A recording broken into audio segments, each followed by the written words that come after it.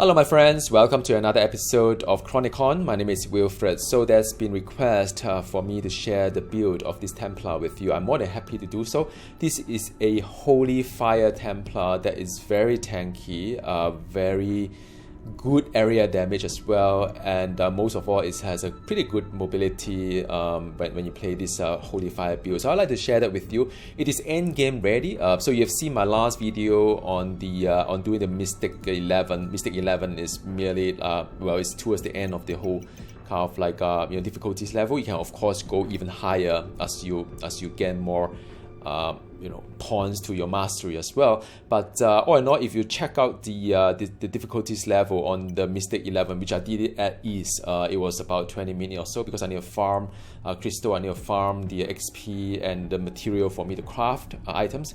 But I didn't go too far because otherwise you'll slow down the whole farming progress. But yeah, if you look at the difference between Mystic 11 all the way to Mystic 14, you can see that the resistance of the monster is the same, so there's no change to it, and also the resistance against you, the minus 50 is the same as well, so there's no difference to it. The main difference of course is the damage that you will receive, which is about 3 times more. But if you look at the video I've got that share with you, most of the time I don't dip below the kind of like health that will make my character kind of in danger or any sense. So I'm pretty sure I can do the 15 if I really want to, but it's just that it takes too long because the health of the monster is getting too high, and it's more just for achievement, which is fine. I'm just want to do a little bit more farming of the material, get all my gear to the maximum kind of state, and that's where I want to do.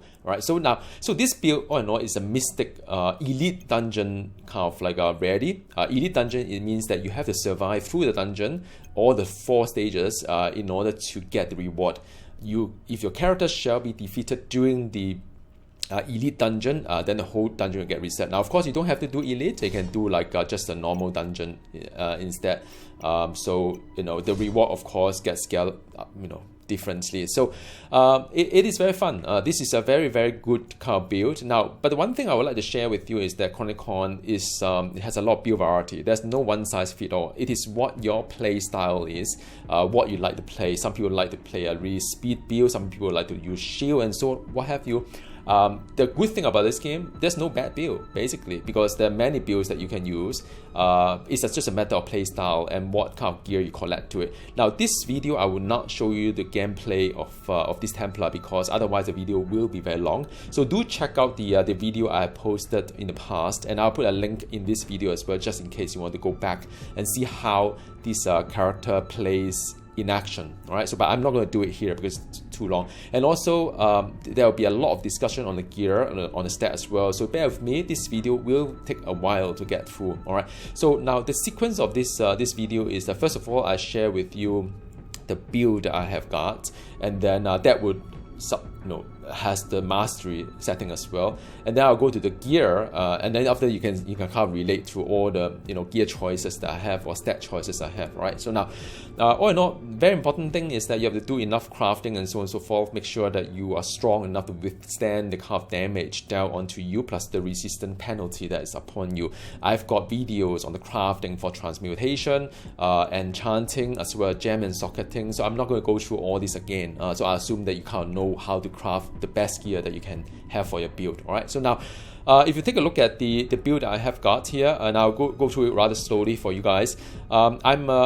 I put a lot of points on redemption. So redemption is mainly a mainly holy build, but I do have points that scatter somewhere else as well. So I'll start with the redemption part of it, and I'll share with you why I make certain decision out of this whole build itself. Now redemption kind of interesting. You can have hammer, you can have like sword and so on and so forth. So you have to make some decision here and there on what you want to do. Now the skill that I picked, right, give me a couple of options. I can hit things at range. I think that's very important because in order to chain up all the kill streak in this game, which is very important, you have to have a decent kind of range kind of power, and you have to have a decent kind of area damage as well. And I picked power that are skills that are more instant kind of like damage there, rather than the mark an area, try to do damage or put several sword, whereby the mobs may or may not get hit as well. So I don't really like the kind of like a gameplay whereby a little bit of delay on the effect of the spell. But hey, I mean, if you like the kind of gameplay, that's fine too, because at the higher difficulties level, you don't really like move that fast, because it does take a while to burn down all the mobs. All right. So now first of all, I use a holy bolt for that reason. The other option is a melee kind of attack, which I'm not quite into. So holy bolt is kind of nice. It's just like like that. But of course, it's only one bolt, but I've geared that augment it, become like many bolts here, because I want to hit as many things as possible. Also, there's a reason why. If you check out the video I've shown you, is the screen looks very busy, but because I put in so much effort in making the build the most area kind of like insaneness to it. So yeah, so that is the basic power I use. That is a holy bolt I've used. For the purify is interesting. It does a heal, but you can do a heal or remove harmful effects, so on and so forth. I found that healing is important, but the more importantly is also about removing any harmful effect like burn or poison and what have you. So I use purify quite a fair bit, and on that path you can that passive whereby you can cast a purify and to actually stun the enemy. That's called blinding light. And after that, any enemy that being blinded, the blinding light itself will also deal damage. So in a sense, you are transforming the healing kind of skill into a skill whereby you can do damage as well, which is the blinding light as well. All right, burning light and blinding light. Now it's important to remember some of these words, because later on when you look into mastery, everything seems to make sense because they synergize all the skills that you picked. And there are many options that you can pick. Now you could like I said, I mean there are other options as well. If you like blessing, then you can instant heal about the maximum health. You can use the healing touch as well, and do like a heal plus a heal per second kind of thing, so you can stagger the healing. So it depends. For me, I build a lot of stats on damage staggering, so my damage is being staggered anyway. Does it matter whether you want to do a healing overtime or what have you? It's a decision that you have to make. But so far, I survived pretty well with just purify itself. So you may play around with which one works best for you. All right. I don't put the holy water kind of thing because I don't find myself using potion often. If at all of this build, I don't even need to use potion. So period. I mean that basically I just don't need that. So now from the other passive point of view, I recommend things are resolved, because the bigger the pickup radius, you can auto loot a lot of stuff. You don't need to go back and forth trying to start all the gear or loot or to use. So it's good, and also it does increase the area kind of like damage as well, because it increases the radius, range, and distance modifier of most skill for the faith reach. So I'll max those things up. And grace is important. So yet another term that you have to remember. Grace is that when you're being hit, and you get hit a lot of time because there's a lot more mobs around you, there's a 15% chance that you create a barrier that absorb damage up to a certain percentage of your maximum health, and lasts a certain second. So you can see a grace icons being pop up there as well. And if you're wearing a tomb, which I'm using a tomb right now for this Templar, you can use a shield. The shield works fine as well. But if you use a shield, you have to pick a different kind of build setup. But if you use the tomb, then your grace will increase more chances of it. And now the 15% is already inclusive of any modifier you have, so you don't need to add numbers from different kind of skill just to figure out what is the percentage of triggering grace. Because any mastery, for example, that you see when you put points into mastery, you can increase the chance for this or that is being factored onto your skill sheet itself. So this is very neat, very nice. You don't need to go back and forth just to add up all the number and say, oh, what's my total percentage of a certain kind of like a barrier. So this is already inclusive of any other kind of like modifier that you may have. So grace is nice, so that is good. But the really good thing is about forbearance. Forbearance is to increase your resistance as well for 10%. And it's good because you could actually turn resistance into resistance stat into DPS as well. Later on, I'll show you a little bit on that one.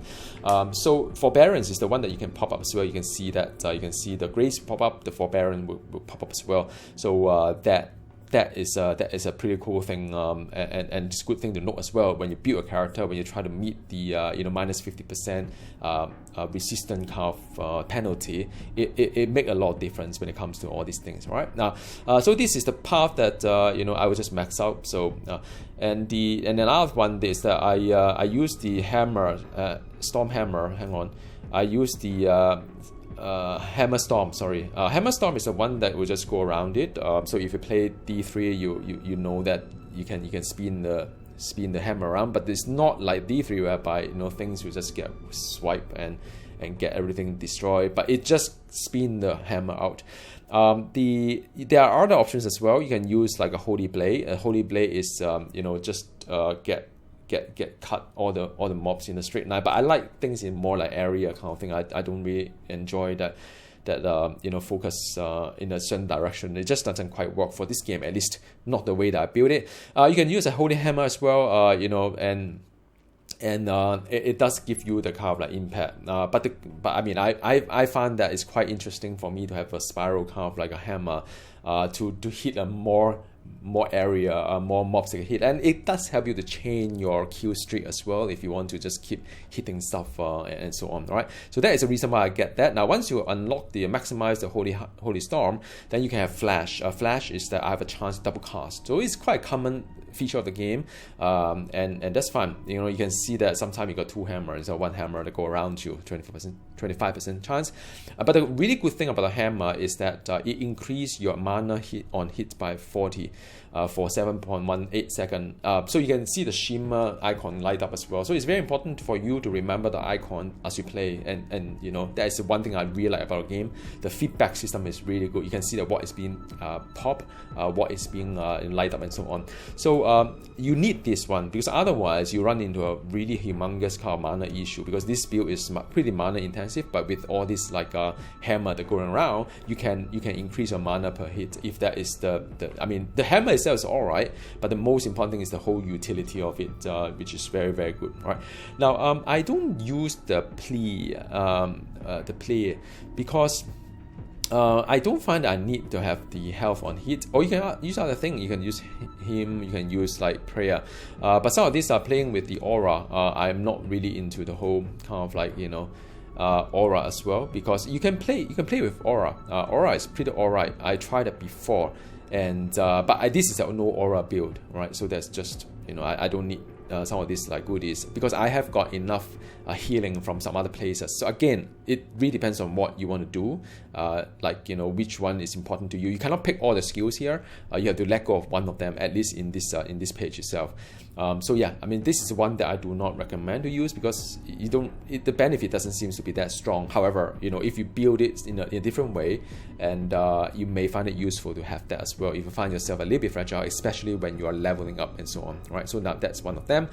Another thing is that the Divine Blade is the one that I got a sword that sort of hit the foe within the 4.4 meter is quite wide. Now there are other options as well. You can use like a Searing Lights as well. But they have to remain inside. The mobs have to remain inside. So I don't really like the car mechanic, because you can do a light there, but then the mobs all run away to somewhere else. Then you may just miss it. Holy Nova is that you release the energy around all foe within the 4.6 meter. If you are playing a little bit of melee, perhaps that's useful. But like I say, I enjoy range a little bit because of the fact that I need to do kill streak. I need to hit something far, a little bit further, and so on. Now, the Divine Blade or any other tool that you have got, we have the Invocation.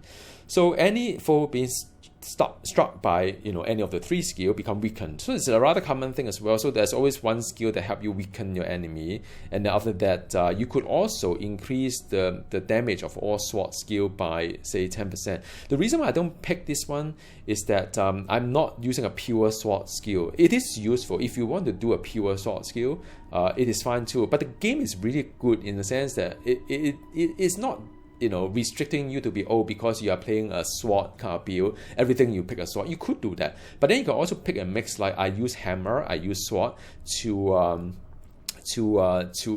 deal damage, and that's fine too. You can do that, and for that, in that sense, I don't find that I need to have the Blasted Blade at all. Right, so that is the choice I've made, and I stick by it. Next one is this is interesting, the Expulsion. Now, Expulsion is another word that you have to remember, because this is to the core of one of the build itself, right? All the holy skill have a 70% chance, and that 70% chance is being buffed and augmented by the mastery kind of skill that I put in as well. Now, all the holy skill have 70% chance on hit to release a Holy Nova dealing a certain percentage as holy damage to all foe within 3/3 meter. So you can see in my video is a lot of like, you know, firework everywhere, mainly because that holding over things that's happening. And the expulsion will cause exorcism as well, that you have a chance to become stunned, but that's okay. I mean, you know, I think if you're leveling, 1 point is fine, but if you're endgame, you can put 3 points to it. And more importantly is that, you know, you can convert all your thorns, you know, at least 50% of it into expulsion. So you don't need to wait until the mob hits you. You can actually do the expulsion when you hit the mobs, you know, and to apply the thorn on the other side as well. So that is really pretty interesting game design of it. All right. Next bit is the hallowed. Now hallowed is receiving any form of healing cause a hallowed bolt to spawn. So you can see a lot of bolt that you see. I mean, if you pay attention to my video, sometimes you see a bolt that shoot up from the character. Now there are many ways to heal this Templar. You know, Plaid is purify is one, and there are like, you know, many other kind of like healing sources as well. So every time when I got healed, then I shoot a bolt. And the thing is that I also can have the Sanctify as well, so 70 health on hit, so that is pretty good. So that is hallowed as well as the Sanctify. The last skill that I picked up, or before the ultimate, is the Open Heaven. So Open Heaven is shine down to all the fold. Again, it's instant damage. The other two options are mainly of, you know, it's not as instant as I wanted to be, or not as you know, certain as I wanted to be. So that's really good. But the really good thing is that if you are striking on the boss, whereby, you know, it's only one mob, right, they actually make it more powerful. You concentrate on the center and where the damage increases as well when it hits. So the lesser foe it is within that circle of open heavens, the stronger it will hit. So it's a bit like a Diablo 3 kind of design as well. If you see some of the area skill, they try to make it also workable for, you know, single target or smaller target. So that is really cool. The next bit is that when I cast Open Heaven, consecrate the ground, healing all friendly target inside it for 5% of their maximum health each second. Again, you know, if it happens to cast an Open Heavens around you, if you stand on it, you get healing as well. When you get healed, what happened? You will have the you know, got the hallowed as well, right? So the hallowed will shoot both. So again, I mean, there's quite a lot of things that will happen as you heal yourself. So that's pretty cool.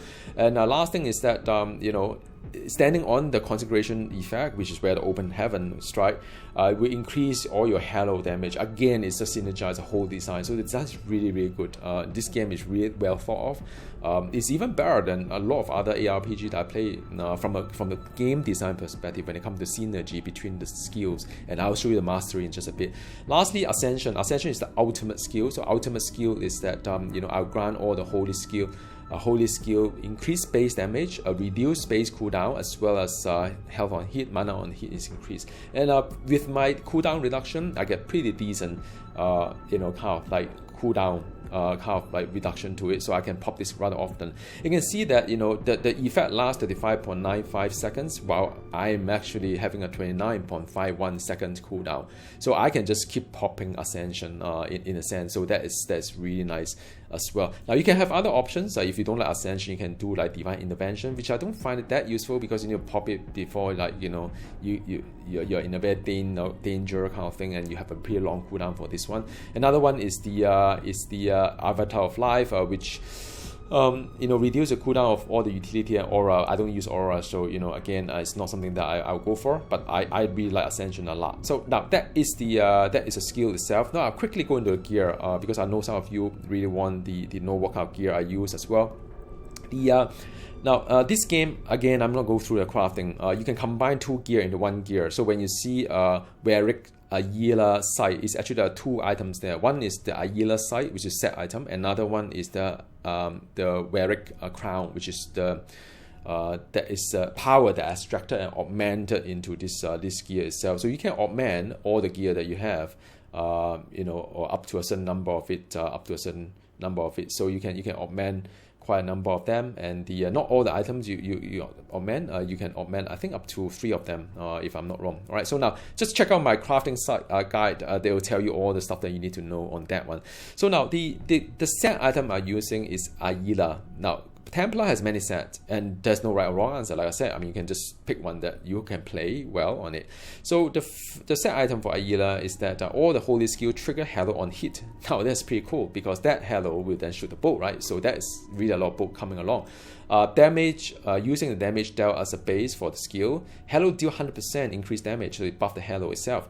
Halo apply judgment to foes struck by it, dealing damage of the Halo per second for 7 seconds, that infinitely. So you basically make Halo become like a damage over time, kind of like it just keep stacking on it.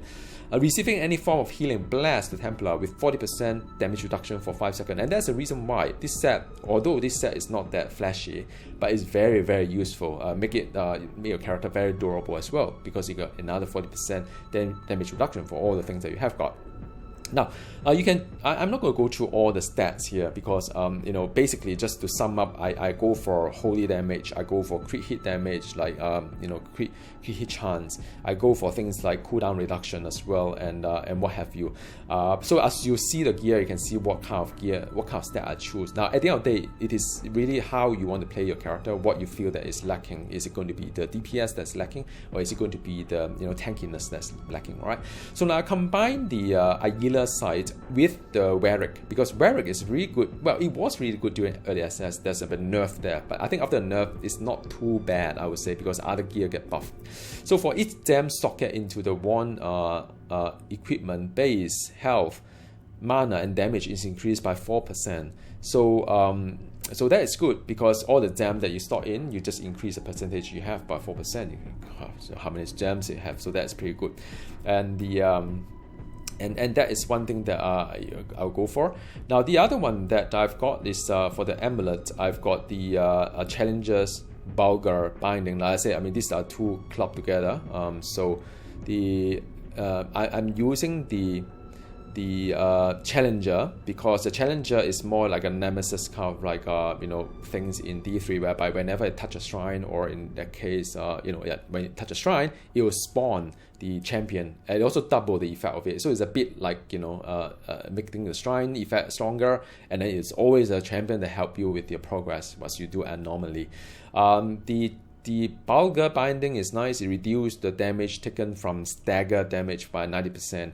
So you can stagger the damage, and you can also reduce the damage taken from the stagger damage as well. So damage is increased by 20% of the currently held stagger damage. So I have a lot of stagger damage upon me when I build my character, and this one synergizes with my vision to stagger damage, and to reduce damage, and to increase my damage. So yeah, I mean, that's a pretty cool thing. From the amulet perspective, so that was accessory, sorry, this is the amulet. So amulet perspective, I use amulet of despair. So all attack deal certain damage to foes that are slow or immobilized. So as you see the build, there's a lot of slow effects, there's a lot of stun effects. So it's almost like some of the gears in Diablo 3, like Bane of the Trap kind of thing. It just deal increased damage against it, right? So that is that's one that I use. And of course itself also slow the target attacker by 50%. There's a chance to it, so it's just like Bane of the Trap in some sense. Now the gear that I've got here is that actually I can actually combine for all of them, most of them. So this is the combat Ayeela Wisdom, which is the tomb that I use. Set item plus there's a combat to it. Now what does a combat do? Art of Combat is that all base skill attack in 6 directions. So you can see that when I do my bolt, it does 6 directions, so it's cool. So I combine that with my tomb to become like, my base skill become something that you can just hit across all the screen, and you can trigger all the holding over, you can trigger all the Halo, whatnot, what have you. So it's pretty cool. Chest items wise, I'm using Elementium, Ayeela's Brace. So Ayeela Brace again is a set item. The Elementium is a gear whereby all my resistance except your highest resistance are increased by 50% of your highest resistance. Now this requires a little bit of thinking around it, because you have to be pretty smart in terms of how to play around with your resistance to go for the kind of like resistance that you want, because you can see that the resistance there, you can just juggle around with the resistance and make sure that you don't go too low at some of them, and it requires a little bit of thinking on that, and I like it a lot. So you have to do quite a fair bit of crafting, But then make sure that all your resistance except your highest resistance are being increased by 50% of the highest resistance. So now there's a reason why you do that, and I'll show you in just a bit. I record as a gear that will help on that one. So for the weapon itself is the Illumine Ayeela wheel. Again, it's Ayeela set, and the Illumine would have Holy Light, Open Heaven, and Divine Soul, which is actually one of the skill you have, because Open Heaven is the one I have. Deal 50% or 59% increased damage. So that's pretty cool. So that is to buff that one power that I have. That's fine. On the boots, I have Lusombra Stackling boots. So the boot itself have a 40% damage stagger, taken a stagger. So we stagger the damage for 3 seconds. So that's really cool, right? Because your stagger will turn into a further reduction on the stagger, then plus whatever the damage reduction, increase we have. The next thing is really cool is that 550% of your shadow resistance is added onto your holy damage. Now, what it essentially means is that together with the gear that you've seen here for Elementium, that all my resistance except your highest resistance have increased by 50% of the highest resistance, right? That bring all the thing up. You have to make sure that your shadow resistance is the highest after the effect of it, because you want to convert all this like shadow resistance into holy damage. And people ask me, why my holy damage so high? Well, that's around the reason, because I convert the shadow resistance, which is pretty high, into that. Now, what you see here is a capped value. If you actually, because I'm playing legendary mode right now, but if you are, if you consider not the or the cap to it, because there's a cap to the resistance, then it is actually very high. But you can't see it, but it is. So when you do your crafting, just make sure that you do your number right. Shadow resistance should be the highest after it's being buffed by the Elementium kind of gear, right? So that is very important. I can't tell you how to do it because I don't know what kind of affixes you will have, but always focus on that, right? So lastly is the King's Rock. King's Rock is that I think is very important because 65% increase effect of all the dams, and you have a lot of dams like holy damage, like maximum health, evasion. Evasion is important, by the way, and what have you. So all this dam thingy that you put in, it will further increase your all the dam effect, and dam effect is pretty cool by that. Pretty good percentage. All right, so that is the overall gears that I have. And the last bit of the video, I do it really fast here because I know that it's dragging a little bit long for you guys. It's half an hour already. But the I'm just going to run through very, very quickly. Like, just give me a couple minutes to run through a mastery. Now, mastery is like a paragon, but it's a lot more fantastic. You can have the build specific kind of like pawns, and you can have the class specific one. But before I get there, I just remember that I show you the redemption skill here, right? But then I actually put some point of fire as well. I'm not going to go through all the detail, but the most important thing is that to get this flare, because flare give me a chance to trigger a fire damage, which I put it as a scroll power, will give me a chance to walk faster, and a lot of things buff to it as well. I use the attack speed increase, so that's the one that I use, and I use the tank as well, increase my maximum health by a certain amount. So yeah, I mean there's quite a lot of like things here. I'm not going to go through, but you can take a screenshot and just apply accordingly. I'm not going to run through all the items here, but yeah, I mean there's some items that are quite good, but some are just filler for me to get this flare. All right, mastery wise, like I said, I mean just go very quickly. Holy damage, more chance to expulsion, increase evasion while grace is active, increase healing from all sources, increase my burning light is double, and also the expulsion and halo is increase as well. Then we have expulsion also increase the Templars, also release from the Templar whenever there's been triggered, so you can see a lot of firework everywhere. Then we have redemption focus, which increase all my redemption active scale. And for this one is holy affinity. Now, by the way, all of this, most of them has a choice to it. Like for example, this one has a choice that you can either pick that one or you can reduce the cooldown of all ultimates. So I don't need to reduce the cooldown of all ultimate anymore because I'm pretty cool. But I mean the character is pretty cool. So but you can actually pick like choose any one that you want. There's like 2 other options. So it's really rich. So I'm not going to go through all these things. From a fire perspective, everything is really about effect duration. Higher chance to trigger flare, This one is no use for me. Damage dagger is important for me, so that's good. This one no use, and this one no use, and this one is good because it gives me the speed bonus for the flare, and then we have the chance to increase the expulsion. So as you notice, even when I'm looking at the fire kind of like conviction mastery, it is benefiting my redemption build as well. And from the vengeance point of view, it's really about crit hit damage. This one no use. It's just a filler because I need to fill up something to get to the end point here. So I don't use shield, so that's not good. I mean, that's not useful. I reduce the duration of harmful effect. Then I have no aura, so all my health, mana, and damage increase by 30%. Yay! So that is important.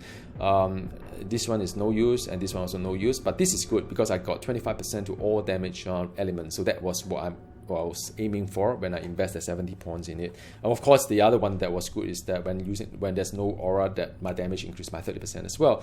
Then we have the Wrath Mastery. Increase of Wrath Mastery is the attack speed. This one no use. Wearing a Tomb, increase evasion by 10%, so that's good.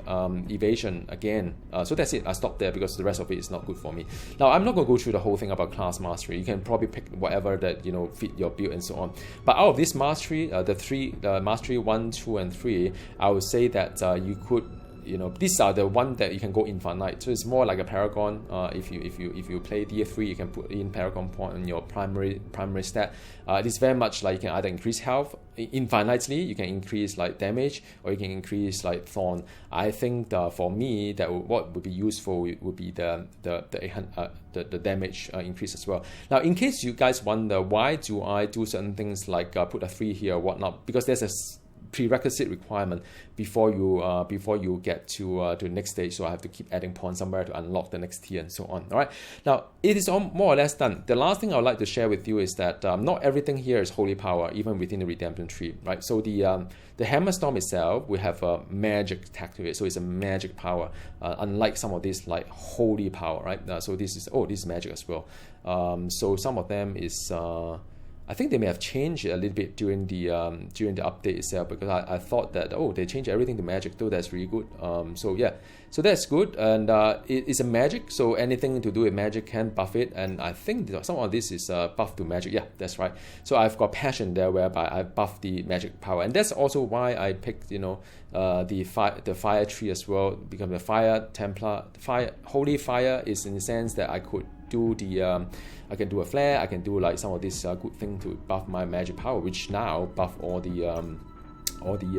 my Templar skills. So that's really good. All right, so I hope this video is useful. As always, you can drop my notes below for I can try my best to answer you. This is a really fantastic game. I'm playing a Warlock right now, so you'll hear more about the Warlock kind of like progress I've got.